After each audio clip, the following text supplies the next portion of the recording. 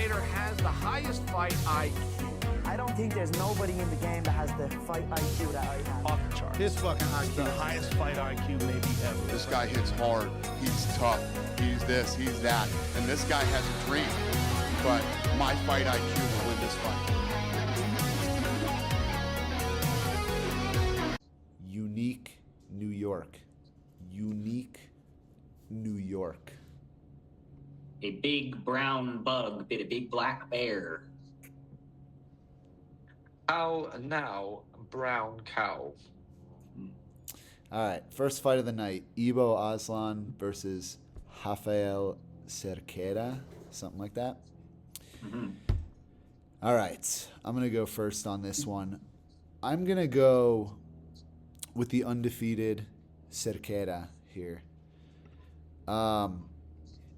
He seems really promising, honestly. He's got a lot of wins by finish. Let me bring his Tapology up just briefly. Cerqueira. All right. The Lion. And we're doing this at heavyweight too, and I think Ibo Aslan, his last fight was at light heavyweight. It says light heavyweight on the UFC card. Yeah, this one's going to be coming down to 205. Is it?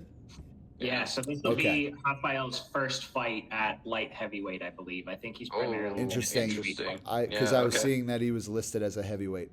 That could be interesting. He's 6'4". He does have 73% of his wins by KO, and he does have 2 submissions. Only 1 fight by decision. He's 11-0. Ibo Aslan, I will say, like, he looked good in the beginning of his career. That last fight was a little bit suspect. The fight where, he ended up finishing Turkali, but the whole fight was very back and forth, and Turkali was landing a lot. Turkali had a great chin, so he was eating some shots from Ibo Aslan, but Ibo Aslan left a lot of areas open defensively, and Turkali is someone who just recently got let go by the UFC. I think his record is like not 9-4 or 9-6, something worrying. To be having a performance where you're open defensively and you're getting cracked by a guy like Turkali. Off first impressions, I'm gonna go with Cerqueira. He's 11-0. He's a big dude, 6'4". I think he coming down from heavyweight, he's gonna have a power advantage, and with Ibo Aslan having some spots open defensively, I think he'll probably end up getting caught and put out. So that's my thoughts on this matchup. Nice. I think I'm in a similar boat. I think Rafael's going to get the win here as well. Just briefly looking back through his fight history, not only has he had a lot of finishes, he's undefeated. He was ranked the #1 heavyweight in Brazil at the time. So yeah, coming down to light heavyweight, what I could see is potentially carrying some of that heavyweight power to a lighter weight. It does give me a little bit of concern to see how the weight cut goes for somebody that's been at heavyweight for his whole career to make the jump down. But that being said, I think the promising debut here is going to get it done for sure. I hope. Yeah, I think I'm going to go Ibo Aslan on this one, actually. Yeah, I'm going to go with the Turkish fella. I think since he's been, in the UFC a couple times, he's not going to have like any sort of jitters or, there's not going to be any like weird feelings going into this fight. He has a lot of knockouts as well, so I think he's going to get the finish by KO in this one. I haven't seen this other dude fight, but seems like he has some grappling, so it's going to be interesting to see if he's going to be able to implement the grappling against Ibo Aslan and test it, you know what I'm saying? I think that'll be, probably a better route to victory than swanging with him. For sure. It should be an exciting fight, though. What do we have next? Yeah, 100%. Looks like a good way to start this one, yeah. Yeah. Next up. All right, Rinat Fakhretdinov versus Carlos Leal. Nice. This is going to be an interesting fight at welterweight. I was looking here. It's Carlos Leal's debut as well. Obviously, he's had a ton of experience. His record's at 34, 9, and 2. So, we're talking well over 40 fights at this point to be making a debut into the UFC. Maybe a good thing, maybe a bad thing, right? It means that maybe he's seen a lot of wear and tear, and coming in against Renat is not necessarily an easy first matchup. He's 22-1. He's had a couple wins recently, and he's got a pretty decent kind of fight IQ the whole way around as far as striking, as far as grappling goes. I've got Renat for this one. Yeah.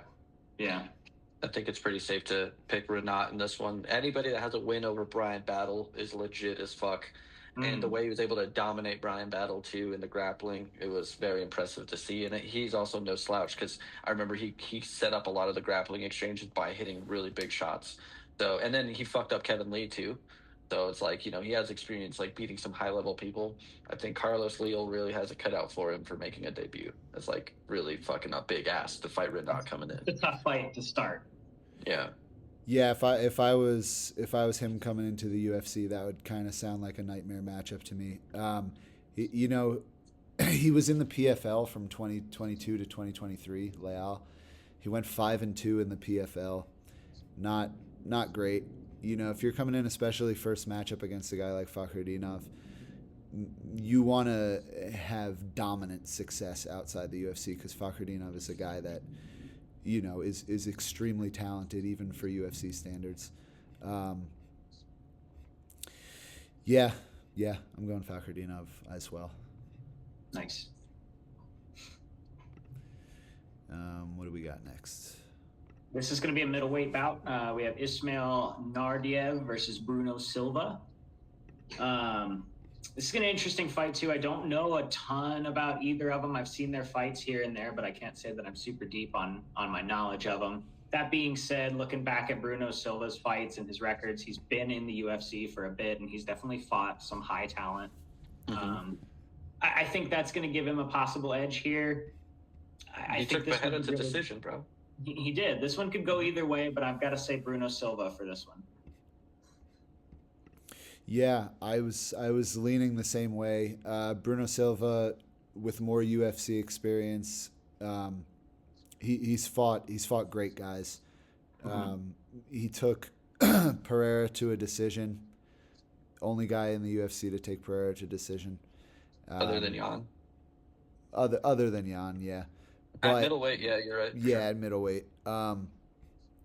Yeah, I like his chances here. I think he's well-rounded. I think Nordiev might have the edge in the grappling, but hopefully Bruno Silva's takedown defense can hold up. I think he has the slight edge on the feet.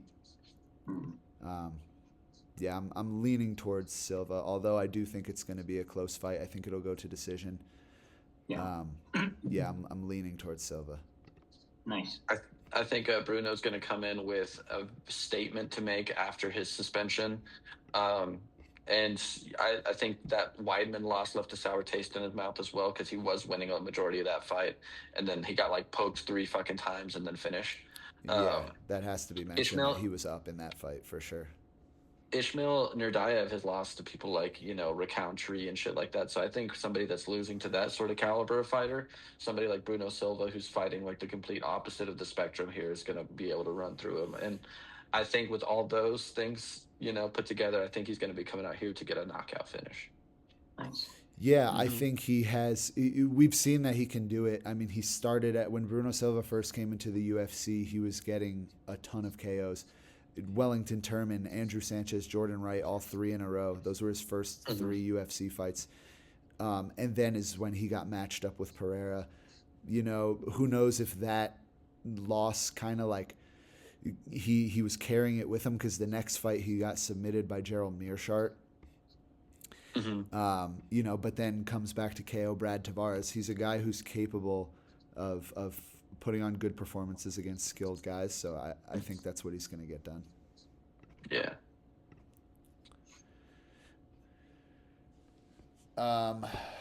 Who wants to take this next one? Farid Basharat, Victor Hugo? That's all you, man. That's all you, brother. Well, dude, I'm going to continue. Dude, I swear the Basharat brothers are industry plants. They're good. They're good fighters, but I think they're This is a all right. First conspiracy theory on the podcast. Tinfoil hats are put on, dude. Farid Basharat and his brother Javid Basharat are industry plants put there in the bantamweight division by Dana White to look like good fighters and then use them to catapult. I swear, dude, we're gonna see a Peyton Talbot versus a Basharat brother at some point. Yeah, and then they're gonna make it like, oh, dude, that's Basharat, the Basharat Yeah, brothers. The Basharats are good. Oh, Farid Basharat, 12-0. One of only two siblings. You know what I mean? UFC. This is watch. Farid Basharat is gonna win this fight against Victor Hugo to further up his status, and then they're 100%. gonna match him up with Peyton Talbot, and Peyton Talbot, of course, is just gonna destroy him, and they're gonna be like, see, look, he deserves top 15. He beat Basharat.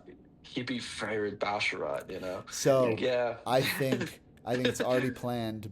Farid Basharat is going to win this fight against Victor Hugo. 100%. I am completely in agreement. The fact, unrelated, but maybe not, the fact that the fight's taken place over in Dubai. Basharat happens to be from Afghanistan. Farid Basharat has great defensive grappling, great jiu-jitsu, and they're putting up against Victor Hugo, who almost all of his good wins are by submission. Yeah, they know what they're doing. Basharat, I think Basharat's going to get this one done for sure. 12-0 is not a big enough record before we get a big break from somebody else for it, and this isn't it. Yeah, so he's gonna win this fight, and then he's gonna get matched up against Peyton Talbot. I love it. All right. Oh, man. This is a fun one. Martin. Kennedy Nzechukwu versus Chris Barnett, dude. All right. This is a really fun fight that kind of just got sprinkled onto this card since Chris Barnett pulled out of his fight a couple weeks ago. I think, unfortunately, he's kind of getting fed to a buzzsaw here in Kennedy Nzechukwu. I think if there's anywhere in the heavyweight division that's going to be able to capitalize on the build difference between Chris Barnett and Nzechukwu, it's going to be Kennedy. You know what I'm saying? He fights real long. He's a pretty decent kickboxer. He's got some good finishes, and I think he's going to be able to have cardio that lasts longer than half a round, and he's going to be able to get the finish on Chris Barnett. And it's going to be very unfortunate because he's going to be coming in there like a Slim Bob from Tekken and, doing all these flips and shit and cartwheel kicks. But the reach difference is very real. He has trouble making up for that reach difference and height difference too. Whenever he fights people that are way bigger than him, he can't land anything, Yeah. And I think that's just a nightmare matchup for him, Yeah, it's tough. I'm going the other way. I love me some Kung Fu Panda, dude. I love me some Kung Fu Panda for sure. Chris Barnett's one of those guys that, he's always entertaining to watch. He's definitely had some wins. He's had some losses. His career's been kind of here and there. To me, the thing is cardio has definitely been a problem. Dealing with the reach, which I will let you know is 8 inches in difference, both in hands and legs. So we're talking about a massive reach difference between these two. Chris Barnett, can he do it? Maybe if he's unorthodox enough to be able to get on the inside, land something, take him down, whatever it might be. I'm going with this one for a puncher's chance, though. Yeah, I'm going with Kennedy. Damn. The size difference. Yeah, it's gonna be a little too much for Chris. I think he fights long too, dude. Yeah, he is good at using his range. I mean, he got outranged and outstruck by Dustin Jacoby, but that's nothing. Honestly, he lost in devastating fashion, but Jacoby is a good striker. Chris Barnett is no Dustin Jacoby. You know what I mean? He's not. I don't think he's really on the same level when it comes to kickboxing skill. Kennedy has a couple good wins. I rate a KO win over Iwan Kutalaba. I rate a KO win over Carl Roberson. That's what I think is going to happen. I think it's going to be a KO or TKO. Nice. All right. Next fight on the card. What you got, Andrew? Oh man, so middleweight bout against Abus Magomedov versus Bruno Ferreira.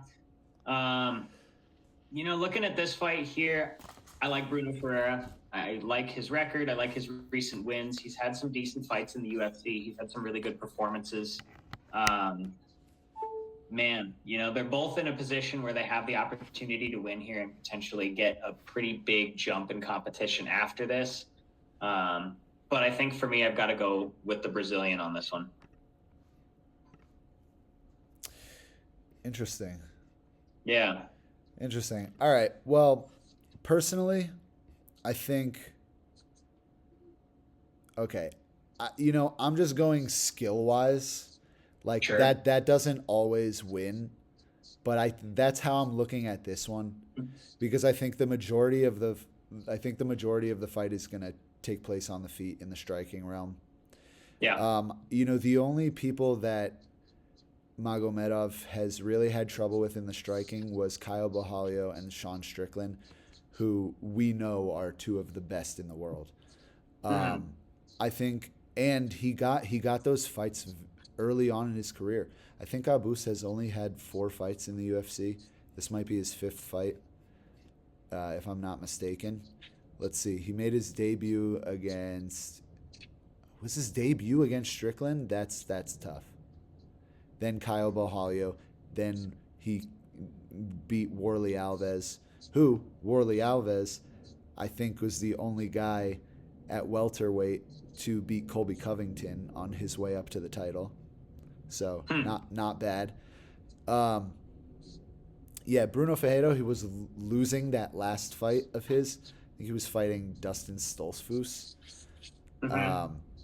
That's bad. He was losing that fight, getting pieced up. Abus has good finishing ability, so I think he's gonna find the chin. Here's my thing though with Bruno. Right? We're talking about two guys that have had similar amounts of fights in the UFC at this point. I think they're both on their 5th fight. This one being the 5th. Bruno's had 3 first-round knockouts.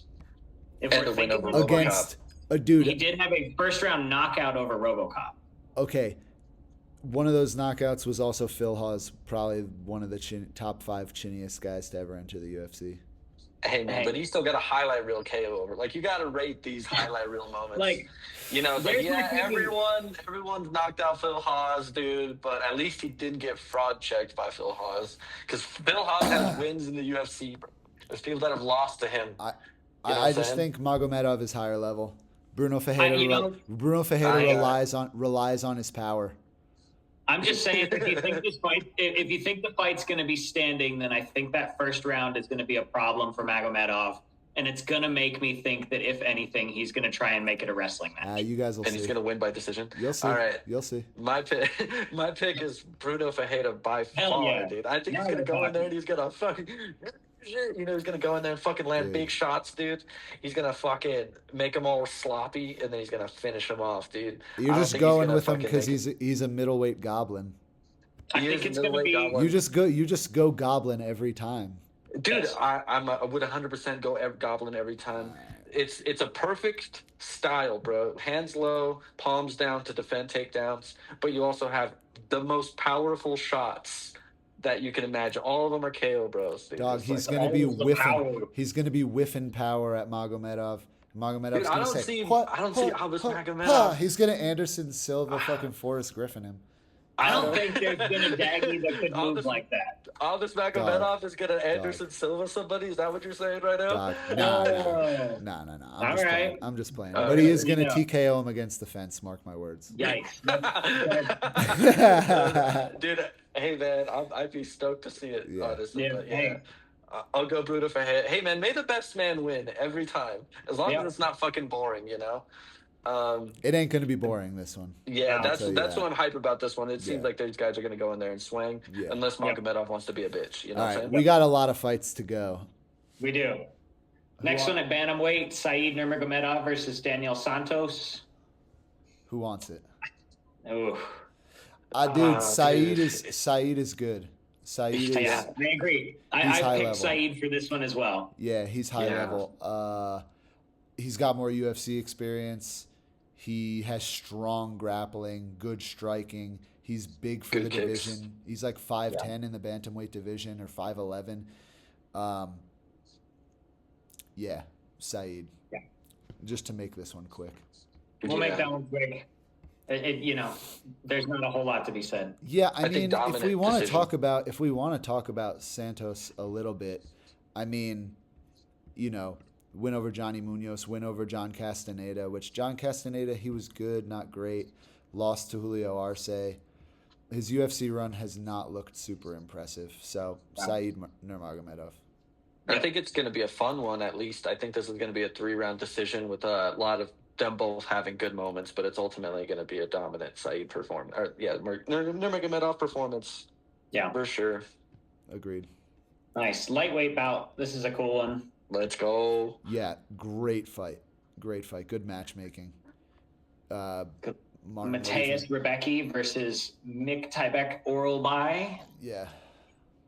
Love Oralby boys in the chat, dude. Let's go. He's one of my favorites. Yeah. He's 40,000 years old, and dude, he's so fun to watch. Yeah, dude. So fun. I'm a Mick Tybeck Oralby enjoyer for sure. Yep. I think that's a safe bet. I don't think any of us are considering Mateus for this one. I don't know. I wouldn't put it like that.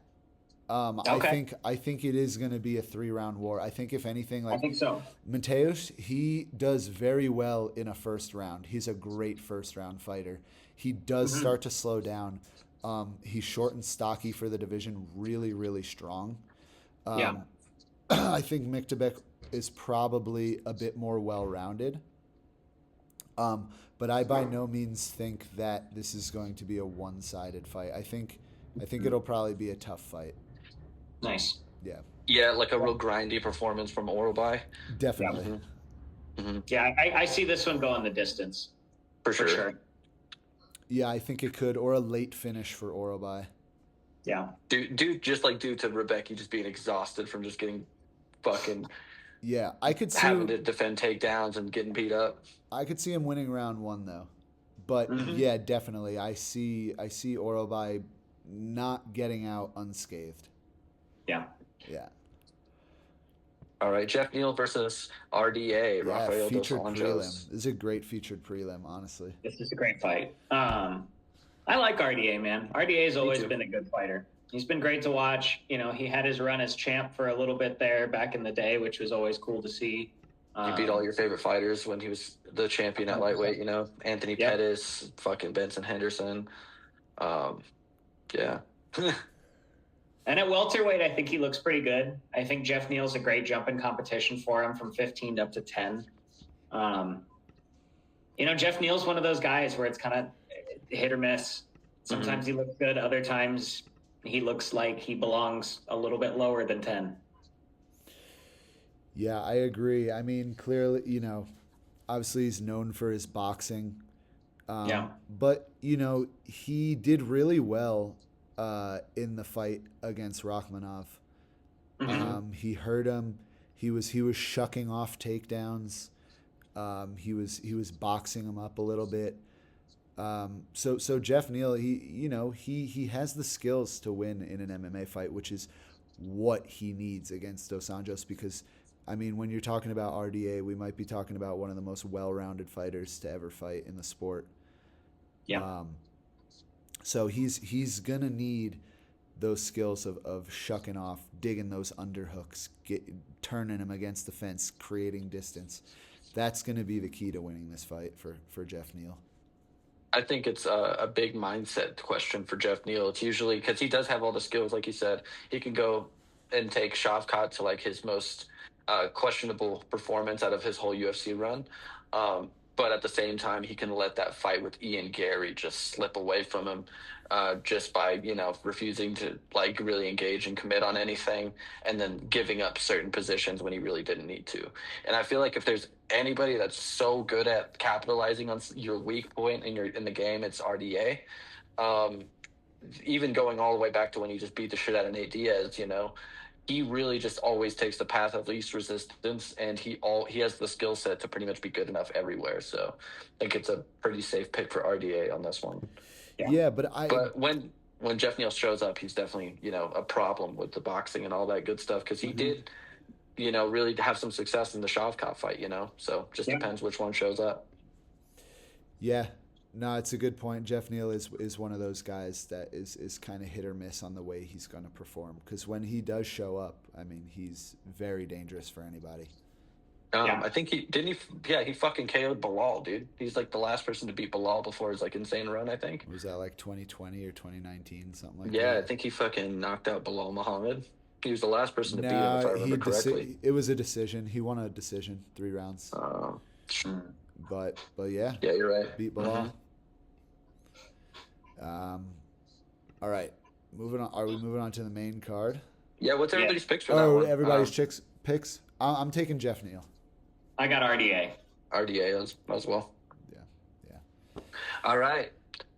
Shara Bullet versus Armen Petrosyan.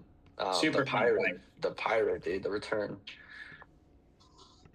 I guess I'll start with this one. I think we're going to see Shara's first loss in the UFC.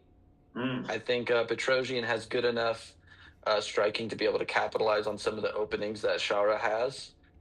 And at first I was really thinking that Shara might be able to just implement his grappling against Petrosyan, but the more I'm thinking about it, the more I think Petrosyan's going to be good enough to stay on the outside and land big enough shots to have him panic wrestling, and then he's going to fucking get him really good. Because it's not like his entries are the best either. He's mainly a kicker. So I think Petrosyan's going to be able to catch him while he's doing his kicks or on his not-so-good entries. But yeah, we'll see. It's definitely Shara's toughest matchup so far, I think. Yeah. I agree. Yeah, I agree. When you're talking about someone skill for skill, they're both kickboxing base.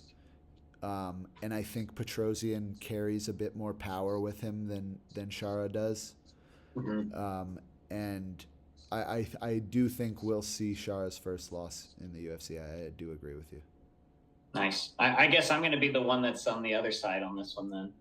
The more I thought about this fight, the more I was looking at it and the more I was considering, the biggest thing here, right, is if they're both going to be playing from a kickboxing perspective, and if we kind of nullify the wrestling, and maybe that isn't the case, maybe Petrosyan does have that much better wrestling, but if we're talking about a kickboxing standpoint, Shara's got a lot of kind of that more taekwondo, more kick-heavy kind of traditional martial arts style.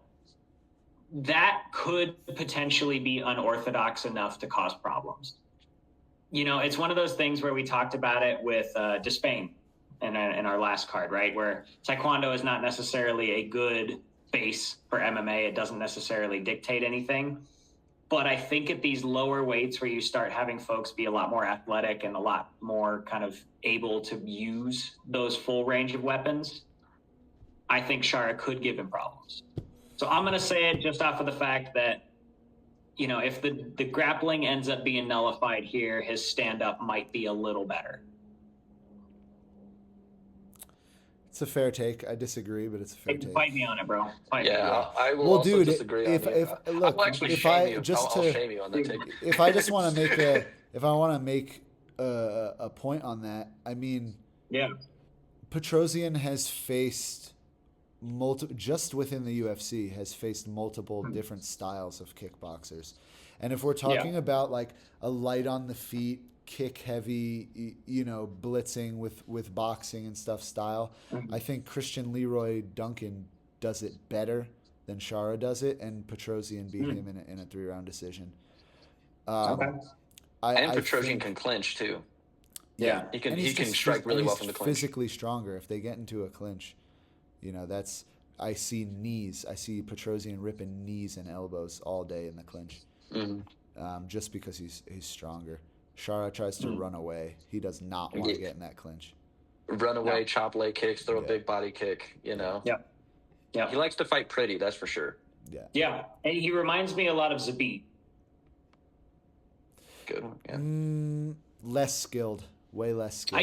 I think Zabit, especially when we started talking about the unorthodox grappling, your knee bars and setups like that, Zabit definitely had him beat. As far as the stand-up goes, it feels like a heavier version of him with maybe a little less refinement. Yeah, Zabit could set up his kicks with his hands, though, too. Yes. Yeah. That's another big difference. Is Zabit was really good at setting up his big kicks with some boxing at least, and Shara cannot do that. Yeah. Yeah. Yeah. We'll see. All right, dude. Magomed Ankalaev versus Alexander Rakic, dude. All right, what do you got, Ryan? What you got here, brother? So here, let me break this down a little bit. First off, I'm going with Rakic, just to get it out there. Dude, I think when we talk about fighters who improve in the UFC, that's something that really impresses me. And Alexander Rakic, even though like when he first came into the UFC, he was, remember the freaking knockout of Jimmy Manuwa? That was insane. But Alexander Rakic is someone who's visibly getting better. He gave Yuri a super tough fight, was cracking him with those leg kicks, and he really made the leg kicks that Rakic was landing on Yuri are what forced Yuri to kind of to fight a little bit more aggressive than what he was doing. Magomed Ankalaev is not the level of striker. He's not as fast. Rakic is very fast for the division. Very, very quick. That needs to be mentioned here. Very, very fast for the division. I don't know. Like, if I'm being honest with you, Magomed Ankalaev probably will get this to the ground at some point. I think Alexander Rakic will get up. I don't think Rakic will be in too much danger of submission threat or TKO threat. I think Alexander Rakic is good enough at not accepting position right off the bat. I see Ankalaev taking him down, chain wrestling a bit, probably having a decent bit of ground control, but man, Ankalaev is going to have to walk through fire to get it. Yeah. My problem with this is Rakic has not necessarily faced a wrestler like Ankalaev. I was just looking back through his record. You know, I guess Jan is a good example of somebody that utilizes takedowns and wrestling really well, and Rakic obviously didn't do amazing against Jan. But beyond that, Rakic has fought a lot of strikers.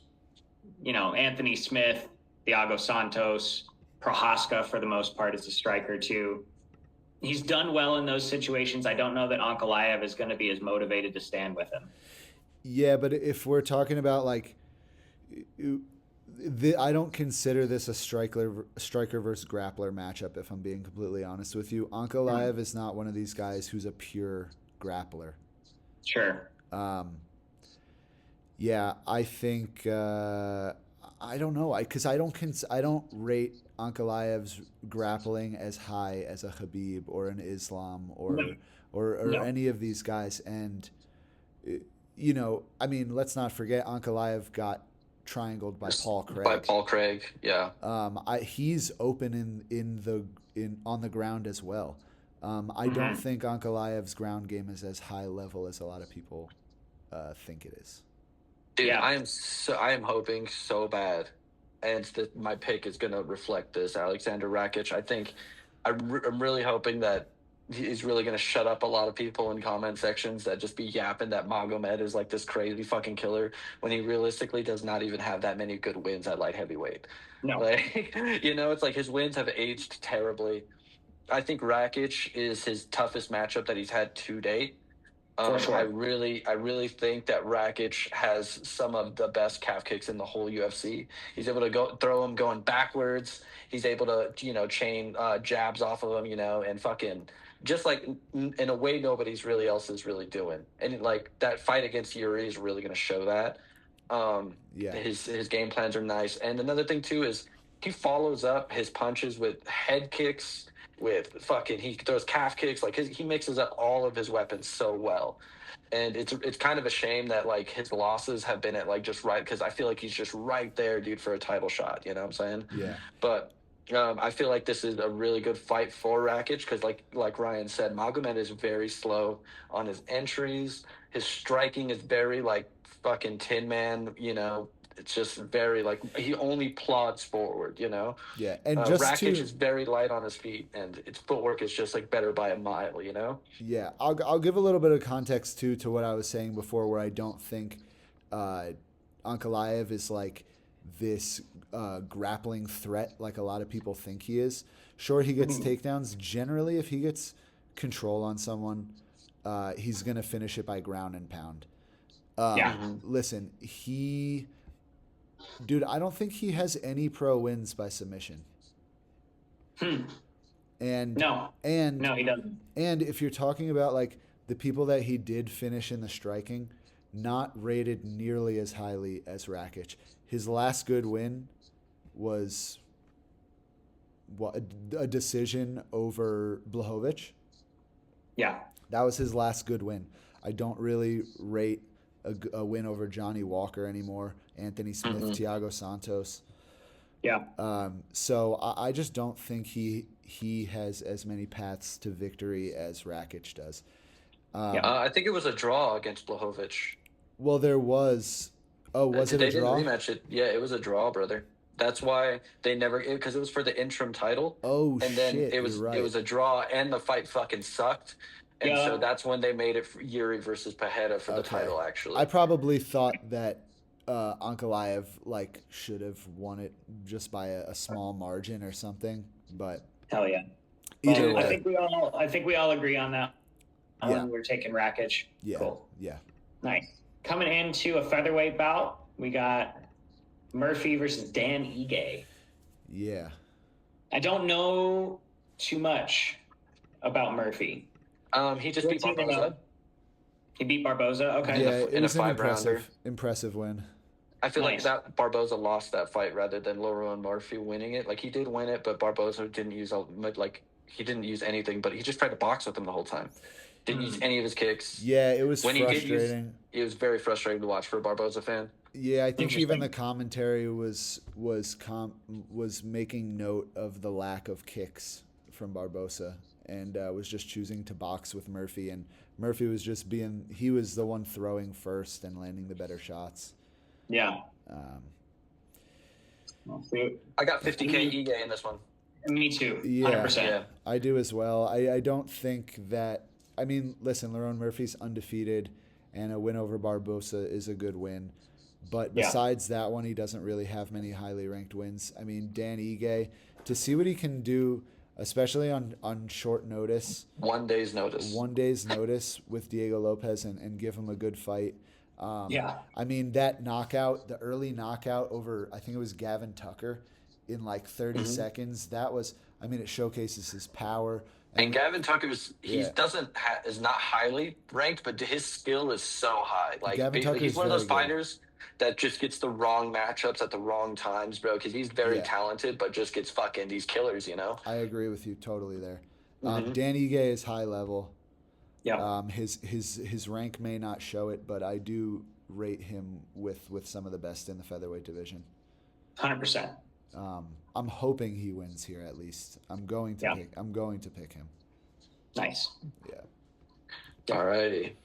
We got Hamzat versus Robert Whittaker. Dude, we have the co-main event already. Holy shit! I'm getting nervous, literally just like about to talk about it. I'm gonna be so nervous when they're both in the octagon and like, oh my god, I'm like, I can't even talk right now. I'm just. This is a fight. I've been wanting this matchup for a long time. What do you guys think? I still don't think this fight's gonna happen. We have a whole week. Dude, we have a whole week for Hamzat to bro. pull out, bro. We have a whole week for him to get sick, dude. For him to eat a kebab and just it's game over, dude. I don't want to hear it. Oh man, he's gonna miss weight by 40 pounds, dude. Yikes! Nah, dude. Comes in at 215. Yeah. Oh boy, I got Robert Whittaker on this one, man. I love me some Bobby Knuckles for sure. I think Robert Whittaker is just one of those fighters that's been around the block so many times, and he's so well rounded. He's got such a good karate base style stand up that he can turn into a couple different things. His takedown defense is great. Hamzat's obviously going to give him some problems, and Hamzat's wrestling is incredibly high level. We saw that training footage he posted recently with him scrambling. But, I think if Gilbert Burns can give Hamzat a problem on the feet, I don't know that Robert Whittaker couldn't. Gilbert Burns, Kamaru Usman, dude. If Usman is tagging you up, bro, because Usman will throw like a good, jab cross. Fucking Robert Whitaker will start hiding the head kick behind that shit, bro. He's gonna start, is it 5 rounds? It's only 3 rounds, isn't it? I think it's 3 rounds. Fuck me, dude. They be saving Hamzat's life, bro. They be saving his life in there, bro. There's no way he's making it 5 with Bobby Knuckles, bro. Yeah, dude, I got Bobby Knuckles 100%. The footage of Hamzat scrambling with an Olympian is cool and all that, but Bobby Knuckles has been doing that since he fought Yoel 2 times in a row. You know what I'm saying? He's been doing that. He's no scrub to fighting insanely credentialed grapplers. He knocked out Jacare. He fought Yoel twice. Came out with 2 wins. I feel like he's fought a lot scarier people than Hamzat, and I feel like the fact that he was gonna fight him, he pulled out and he's like, "No, dude, I want to fight him still. Fucking, let's make that happen." After he beat that last guy he fought, what was it, Aliskerov? Mm-hmm. Yeah. After he beat Ikram Aliskerov, it was just all right. I think it's just a long training camp with a showcase first round KO in between, and I think he's a veteran enough to be able to use that momentum from a long training camp. You know what I'm saying? I'm gonna be real sad if Hamzat just fucking mauls him. I'm gonna be real bummed out. It's gonna be a silent drive home if Hamzat just goes out there and does that thing he does every fight where he just shoots from across the cage. His long arms grab a hold of him, dude, and he just takes him for a ride. He runs him across the cage, dude. He's yelling at Dana White, "I'm gonna smash everybody!" And then he's just beating the shit out of Bobby Knuckles. I think you guys are going to be pretty sad because I think... Oh, no. Dude, Hamzat is the best wrestler the UFC has ever seen. You guys are tripping, trying to compare him to Yoel Romero and these guys that Robert Whitaker has fought. Aren't they other Olympians, though? It don't matter. It don't matter. Yoel an Olympian? It don't matter. It doesn't matter, dude. This is MMA. Okay, listen, bros. Robert Whitaker's good. I love Robert Whitaker. I rate all his wins very highly. I think he's had one of the greatest careers you could have as a UFC fighter. None of that matters because he's fighting Hamzat Chimaev, and he's different, bro. What happens if he surrounds that first round? This is a 3-round fight. Like you guys said, listen, if we had a 5-round fight, I'd be on board with Robert Whitaker if it was 5 rounds. This 5-round fight, Hamzat's going to 10-8 him in the first round if he doesn't finish him. It's going to be Robert Whitaker is going to have to work pretty hard to get back from that first round. Dude, if you can do it to a guy like Kamaru Usman, listen, I think Kamaru Usman would beat Robert Whitaker at this point in their career. Kamaru Usman came in on short notice, dude. I don't he didn't care. He didn't have a full training camp. Hamzat did. That doesn't matter to me. Kamaru Usman is one of the most in-shape guys, best cardio in the division. Kamaru Usman was never going to have an issue taking a fight on short notice. Hamzat Chimaev is going to 10-8 Robert Whitaker in the first round. Because it's a 3-round fight, I don't think Robert Whitaker is going to be able to recover. Hamzat might even get the finish in the first round. You better hope so, dude. Hamzat has power. He finishes him in the first. You guys are forgetting that Hamzat has power in his hands. You guys are talking. Also, dude, you're completely ignoring that Hamzat gasses after the first round. No, he does not. He won the third round. He won the third round against Gilbert Burns. What the hell are you talking about? Dude, but I'm talking about the Kamaru Usman fight where he just completely gets after the first round. I think the Kamaru Usman fight was a little tougher than he was expecting it to be. But listen, Hamzat's power is going to be different. Robert Whitaker can be finished, dude. His chin can get touched and he can be finished. Hamzat Chimaev has power in his hands. He has the grappling advantage. That's the smart pick, I think. Fair enough. You think he's gonna jab Bobby Knuckles unconscious, dude? That would bum me out. Dude, he might. Dude, that jab against Gilbert Burns, dropping him was insane. Dude, that I can see that jab landed on Bobby Knuckles. And Goodness gracious. He's all wobbly, dude, and then he just. Yeah. All logic says Whitaker is gonna win, based on his past fights, but Hamzat's gonna win. He's different. Whitaker's a dog. We'll see. All right. The main event. Why we've all been here this entire time. Yeah. Ilya Topuria versus Max Holloway. Are we all for the going? featherweight title. Are we all going Ilya? I'm going Ilya. I'm going Ilya. I'm going Ilya as well. Mm. I was debating it for a little bit. I'm not gonna lie. I was too. I mean, we were talking about it before recording this, and it was one of those things where I kept going back and forth, and I could see it going either way still. But the more I think about it, the more I kind of break down the opportunities that both of them have. I think Ilya can get it done. If you look at Holloway's losses, like obviously he has some great wins, but if you look at the build of every single fighter he's ever lost to, it's like those short, stocky fighters that can get in on the inside. We're talking Dennis Bermudez, outside of Conor McGregor. Talking Dennis Bermudez. We're talking he won the Frankie Edgar fight, but Frankie Edgar was probably one of his worst looking performances when he was a champ. It was like uncharacteristically boring fight, and it's like, yo, dude, this is Frankie Edgar. How are you? You just beat the shit out of like Brian Ortega and like beating all these other crazy fighters, and like you're going to like a very like lukewarm decision with Frankie Edgar, and then obviously Volkanovski. Yeah, I think Holloway strikes a lot, at his eye level, so he always does good against fighters he's jabbing, everything's looking straight and pretty. But when he has to fight down, or when he has to use like uppercuts and stuff, he really struggles. Yeah, which is shorter scary. Fighters. It's scary, honestly, because when you bring up that point of him punching down, he's very susceptible to the overhand. And although, like, we've seen Max get hit with the overhand a number of times, we haven't seen him finished by it yet. But Topuria is young. He's fast. He has a very good overhand. Yeah, his liver shot to overhand is best. He loves it against the fence. It might be hard, or it might take him a minute to get Max against the fence. But when he does, if Max is trying to jab his way off the fence, jab and move off the fence, he will be very susceptible to the overhand. Yep. We're gonna do a deep dive, probably a 15 to 20 minute deep dive of Max Holloway versus Ilya Topuria, and how we think on a more detailed, minute scale, how we think the fight is going to play out. So if you guys are interested in seeing that and a little bit more of a reason why we're picking Ilya for this fight, that will be the next video that we post, and we will probably post it up in the same playlist as this one, the fight forecast. All right. See you later, guys.